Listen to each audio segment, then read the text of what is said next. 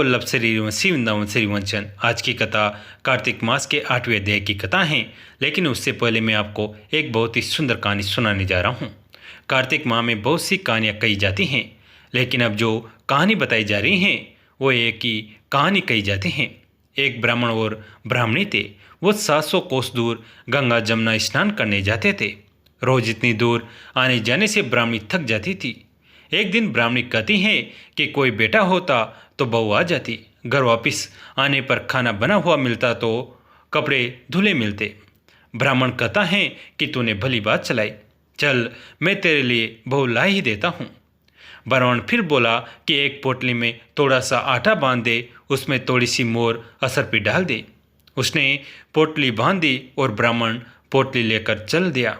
चलते चलते कुछ ही दूर एक गांव में जमुना जी के किनारे बहुत सारी सुंदर लड़कियां अपने घर बनाकर खेल रही थी। उनमें से एक लड़की बोलती हैं कि मैं तो अपना घर नहीं बिगाड़ूंगी, मुझे तो रहने के लिए यह घर चाहिए।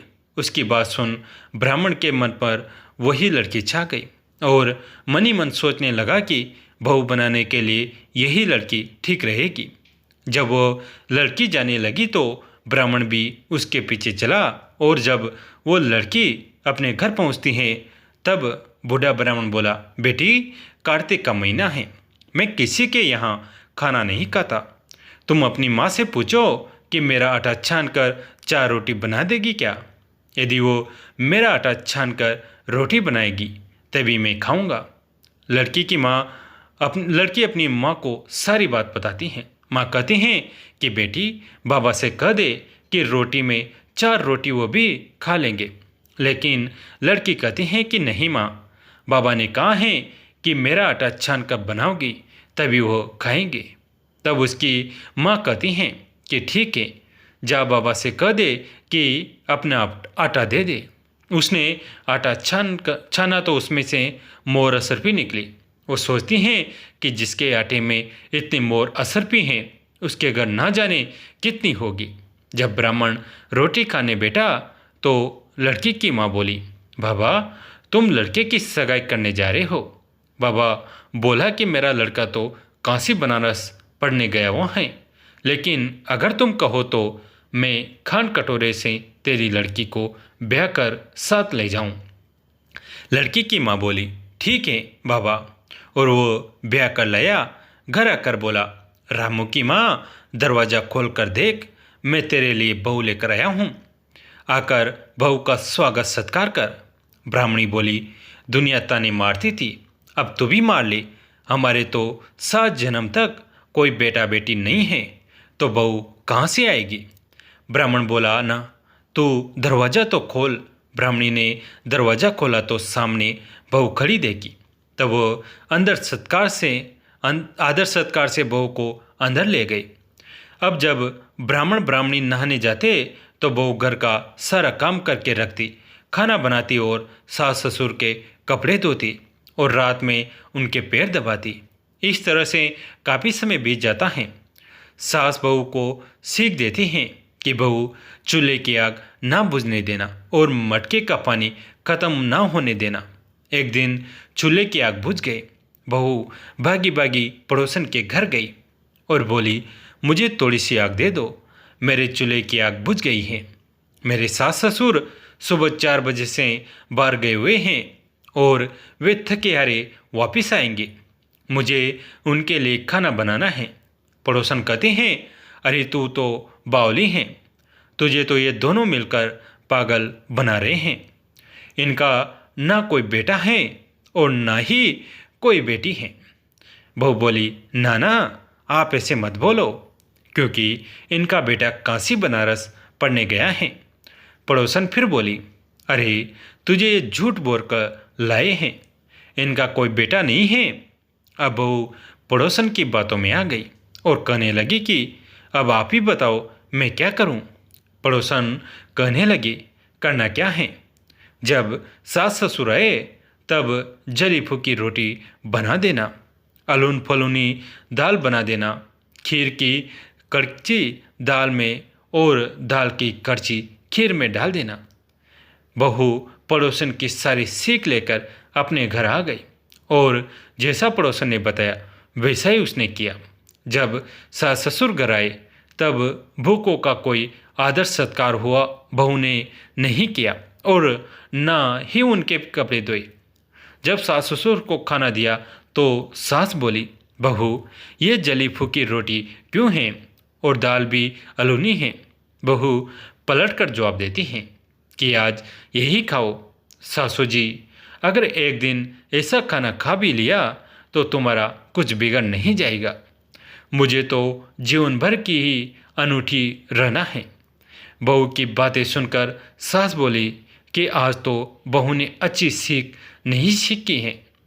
अब बहू फिर से पड़ोसन के घर भागते हैं और कहते हैं कि अब आगे बताओ कि मुझे क्या करना है। पड़ोसन बोली कि अब तुम सातों कोटों की चाबी मांग लेना। अगले दिन जब सास जाने लगी तो बहू अड़ गई कि मुझे तो सातों कोटों की चाबी चाहिए। तो ससुर कहने लगा कि दे दो इसे चाबी, आज नहीं तो कल चाबी इसे ही देनी है। हम आज हैं कल नहीं, इसलिए चाबी दे दो। सास ससुर के जाने के बाद बहू ने कोटे खोलकर देखे तो किसी में अन्न भरा है, किसी में धन भरा है, किसी में बर्तन भरे हैं, सभी में अटूट भंडार भरे पड़े हैं। जब बहू ने सातवां कोटा खोला तो उसमें महादेव जी, पार्वती जी, गणेश, लक्ष्मी जी, पीपल पतवारी, कार्तिक के ठाकुर, राय दामोदर, तुलसा जी के का बिड़वा, गंगा जमुना बह रही हैं। 36 करोड़ देवी देवता जी भी विराजमान हैं और वही एक लड़का चंदन की चौकी पर बैठा माला जप रहा है। सब देख बहू लड़के से कहती हैं, तो कौन है? लड़का कहता है, मैं तेरा पति हूँ। दरवाज़ा बंद कर दे, जब मेरे माँ बाप आएंगे तब खोलना। सारा नज़ारा देखकर बहू बहुत खुश हुई और नाचती फिरने लगी। 16 श्रृंगार कर सुंदर वस्त्र पहन ओढ़ सास ससुर का इंतजार करने लगी। उनके लिए 36 प्रकार के पकवान बनाकर रखे। सास ससुर जब वापिस आए तब उसने उनका बहुत आदर सत्कार किया, उनके कपड़े धोए, उनके पैर दबाए। बहू सास के पैर दबाते कहने लगी कि माँ जी, आप इतनी दूर 12 कोस यात्रा करके गंगा जमुना का स्नान करने जाती हो, थक जाती हो तो तुम यहीं स्नान क्यों नहीं कर लेती हो? बहू की बात सुन सास कहने लगी कि भला गंगा जमुना भी घर में बहा करते हैं क्या? बहू बोली, हाँ माँ जी, बहते हैं, चलो मैं आपको दिखाती हूँ। उसने 7वां कोटा खोलकर दिखाया तो उसमें गणेश, लक्ष्मी, महादेव, पार्वती जी, पीपल पतवारी माता लहरा रही हैं, तुलसा जी लहरा रही हैं, कार्तिक के ठाकुर राय दामोदर गंगा जमुना बह रही हैं, 36 करोड़ देवी देवता विराजमान हैं और वहीं तिलक लगाए चंदन की चौकी पर एक लड़का माला जप रहा है। माँ ने कहा कि तू कौन है? लड़का बोला, माँ मैं तेरा बेटा हूँ।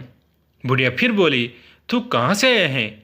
लड़के ने कहा कि मुझे कार्तिक देवता ने भेजा है। बुढ़िया कहते हैं कि बेटा ये दुनिया कैसे जानेगी, कैसे जानेगी मेरा घर का धनी, क्या जानेगी देवरानी जेठानी, क्या जानेगा मेरा अगड़ बगड़ पड़ोसी की तू मेरा ही बेटा है। बुढ़िया ने विद्वान पंडितों से सलाह ली तो वह बोले, इस पार बहू बेटा साथ खड़े हो जाए और उस पार बुढ़िया खड़ी हो जाए। बुढ़िया ने चमड़ा की अंगिया ब्लाउज पहनी हो, छाती में से दूध की धार निकले, बेटे की दाढ़ी मूछे भीगे, पानी से घर जोड़ा बंधे तो जब जाने कि यह बुढ़िया का ही बेटा है। उसने ऐसा ही किया, चाम की अंगिया फट गई, छाती में से दूध की धार निकली, बेटे की दाढ़ी मूछ भीग गई, पवन पानी से बहू बेटे का घर जोड़ा बंध गया। ब्राह्मण ब्राह्मणी की खुशी का पार न रहा। वे बहुत खुश हुए। हे कार्तिक के ठाकुर राय दामोदर, भगवान ने जैसे बहू बेटा उसको दिए वैसे सभी को देना। नारद जी ने कहा, हे राजन, कार्तिक मास में व्रत करने वालों के नियमों को मैं संक्षेप में बतलाता हूँ, उसे आप सुनिए। व्रती को सब प्रकार कि आमिष, मांस, उड़द, राई, खटाई तथा नशीली वस्तुओं का त्याग कर देना चाहिए। व्रती को दूसरे का अन्न ग्रहण नहीं करना चाहिए, किसी से द्वेष नहीं करना चाहिए और तीर्थ के अतिरिक्त अन्य कोई यात्रा नहीं करनी चाहिए। देवता, वेद, ब्राह्मण, गाय, व्रती, नारी, राजा तथा गुरुजनों की निंदा भी नहीं करनी चाहिए। व्रती को दाल, तिल, पकवान व दान किया हुआ भोजन ग्रहण नहीं करना चाहिए। किसी की चुगली या निंदा भी नहीं करनी चाहिए। किसी भी जीव का मांस नहीं छूना चाहिए। पान, खट्टा, चूना, नींबू, मसूर, बासी तथा झूठे अन्न का भी प्रयोग नहीं करना चाहिए। गाय, बकरी तथा भैंस के अतिरिक्त अन्य किसी पशु का दूध नहीं पीना चाहिए। कांसे के पात्र में रखा हुआ पंचगव्य, बहुत छोटे घड़े का पानी तथा केवल अपने लिए ही पकवान प्रयोग करना चाहिए। कार्तिक माह का व्रत करने वाले मनुष्य को सदैव ब्रह्मचर्य का पालन करना चाहिए। उसे धरती पर सोना चाहिए और दिन के चौथे पहर में केवल एक बार पत्तल में भोजन करना चाहिए। व्रती कार्तिक माह में केवल नरक चतुर्दशी, जिसे छोटी दिवाली भी कहा जाता है, के दिन ही शरीर में तेल लगा सकता है। कार्तिक माह में व्रत करने वाले मनुष्य को सिंगाड़ा, प्याज, मट्ठा, गाजर, मूली, काशी फल, लौकी, तरबूज, इन वस्तुओं का प्रयोग नहीं करना चाहिए। रजस्वला, चांडाल, पापी, मल्लेच, पतित, व्रतहीन, ब्राह्मणद्वय और नास्तिकों से बातचीत नहीं करनी चाहिए। भगवान विष्णु को प्रसन्न करने के लिए अपनी शक्ति के अनुसार चंद्रायण आदि का व्रत करना चाहिए और उपयुक्त नियमों का पालन करना चाहिए। व्रती को प्रतिपदा में कुम्हड़ा, द्वितीया को कटहल, तृतीया को तरुणी स्त्री, चतुर्थी को मूली, पंचमी को बेल, षष्ठी को तरबूज, सप्तमी को आंवला, अष्टमी को नारियल, नवमी को मूली, दसवीं को लौकी, एकादशी को परवल, द्वादशी को बेर, त्रयोदशी को मट्ठा, चतुर्दशी को गाजर तथा पूर्णिमा को साग का प्रयोग नहीं करना चाहिए। रविवार को आंवला का प्रयोग नहीं करना चाहिए। कार्तिक माह में व्रत करने वाला मनुष्य यदि इन शाकों में से किसी शाक का सेवन करना चाहे तो पहले ब्राह्मण को देखकर ग्रहण करे। यही विधान माघ माह के व्रत के लिए भी हैं। देवतानी एकादशी में पहले कही गई विधि के अनुसार नृत्य, जागरण, गायन, वादन आदि करना चाहिए। इसको विधि पूर्वक करने वाले मनुष्य को देखकर यमदूत ऐसे भाग जाते हैं जैसे सिंह के गर्जना से हाथी भाग जाते हैं। कार्तिक माह का व्रत सभी व्रतों में श्रेष्ठ है। इसके अतिरिक्त जितने भी व्रत यज्ञ हैं वह 1000 की संख्या में किए जाने पर भी इसकी तुलना नहीं कर सकते, क्योंकि यज्ञ करने वाले मनुष्य को सीधा वैकुंठ की प्राप्ति होती है। जिस प्रकार राजा की रक्षा उसके अंग रक्षक करते हैं, उसी प्रकार कार्तिक माह का व्रत करने वाले की रक्षा भगवान विष्णु की आज्ञा से इंद्रादि देवता करते हैं। व्रती मनुष्य जहाँ कहीं भी रहता है वहीं पर उसकी पूजा होती है, उसका यश फैलता है। उसके निवास स्थान पर भूत, पिशाच आदि कोई भी नहीं रह पाते। विधि पूर्वक कार्तिक माह का व्रत करने वाले मनुष्य के पुण्यों का वर्णन करने में ब्रह्मा जी भी असमर्थ हैं। ये व्रत सभी पापों को नष्ट करने वाला, पुत्र पौत्र प्रदान करने वाला और धन दाने की वृद्धि करने वाला है। कैसी लगी है कथा? अगर अच्छी लगी तो इसे अपने दोस्तों के साथ, फैमिली के साथ शेयर जरूर करें। कहानी अंत तक सुनने के लिए आप सभी का तहे दिल से धन्यवाद। अगर आप चैनल पर नए हैं तो चैनल को भी सब्सक्राइब जरूर करें। धन्यवाद।